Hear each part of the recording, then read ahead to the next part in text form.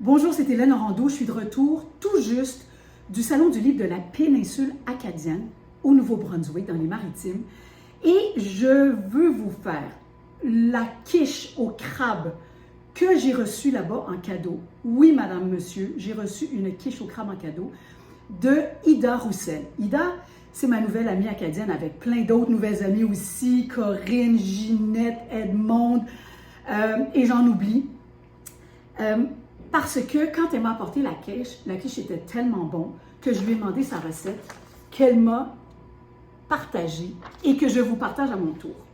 Non seulement elle m'a apporté du crabe pour faire la quiche, mais elle me dit ensuite, « Ah ben, c'est mon mari qui a pêché le crabe. » Ça, c'est le bateau de Robert. Robert est le propriétaire du Sir Wilfred. C'est un crabier qui, on voit derrière justement le pont de Chipagan. Et donc, il pêche le crabe des neiges. Peux-tu avoir un plus beau cadeau? Là-bas, on appelle ça, le crabe émietté, on appelle ça des miettes de crabe, des miettes de crabe. Moi, je suis montréalaise, je dis du crabe, eux autres, ils disent du crabe. Je vais dire du crabe pour le reste de cette capsule. Donc, on va tout de suite égoutter ça. Là-bas, un contenant comme ça, on appelle ça un casseau.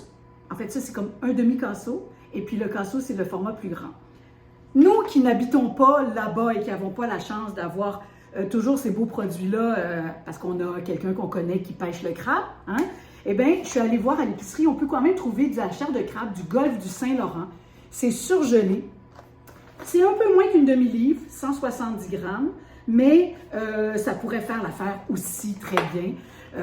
Vous aurez juste un petit peu moins de crabe que celle que Ida m'a fait. Alors, on laisse le crabe égoutter, je m'en vais au fourneau, je vous montre la suite. C'est hyper simple. Dans un poêlon, je mets une petite cuillerée d'huile d'olive et j'ajoute mes 3 légumes. D'abord, des oignons, une demi-tasse, une demi-tasse de tomates. Moi, j'avais une belle tomate orangée, c'est celle-là que j'ai utilisée, et une tasse de courgettes râpées.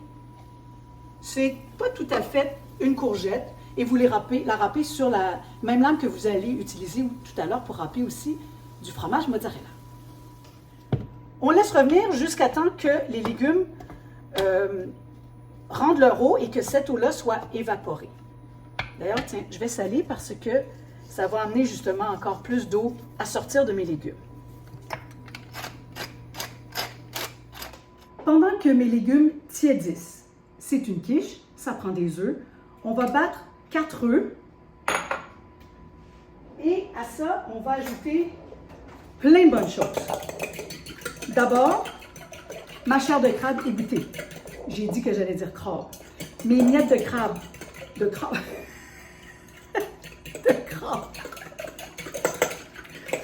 Je devrais y arriver avant la dégustation. Bon, mon crabe.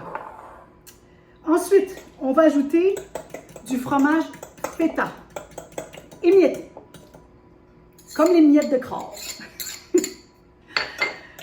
Ensuite, de la crème, un tiers de tasse. C'est pas beaucoup, vraiment, c'est une quiche très sage.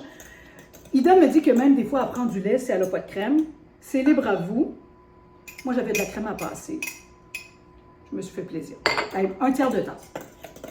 Ensuite, je vais saler encore un tout petit peu, pas trop parce que le feta, c'est déjà salé. Bon.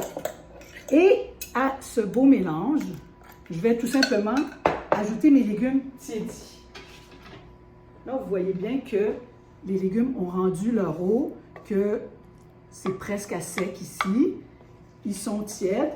J'ajoute tout ça à mon appareil pour mettre dans ma quiche. Ça vient donner une belle couleur, ça vient donner beaucoup de saveur également. Puis, la quiche est faite. Là, j'ai fait comme Ida. Je ne me suis pas cassé la tête. J'ai pris une abaisse congelée que j'ai juste décongelée au frigo. Mais si vous avez de la pâte maison, tant mieux. Et on va verser ça dans l'abaisse non cuite. Donc, l'abaisse qui est crue. J'ai demandé à Ida, est-ce que tu piques ton abaisse? Ben non. On ne se casse pas la tête. Et voilà. Là, vous avez vu que par mesure de précaution, je n'ai pas pris une quiche avec la baisse profonde. J'aurais peut-être dû. Et par-dessus ça, on va ajouter du fromage mozzarella. En fait, l'idée, c'est d'avoir un fromage doux. Pourquoi? Parce que le crabe, c'est tellement fin comme goût, c'est tellement délicat. On ne veut pas camoufler cette saveur de mer un peu iodée, un peu légèrement sucrée, avec par exemple un gruyère ou un fromage qui serait très puissant. Gardez ça pour votre soupe à l'oignon.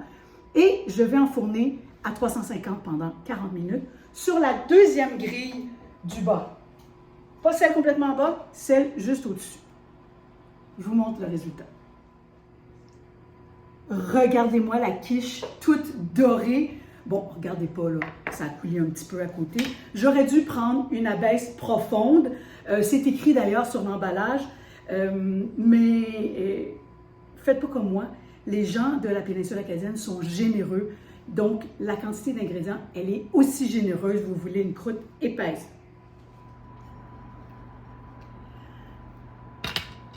Et voilà, la quiche au crabe de Ida. On sert ça avec une belle salade verte.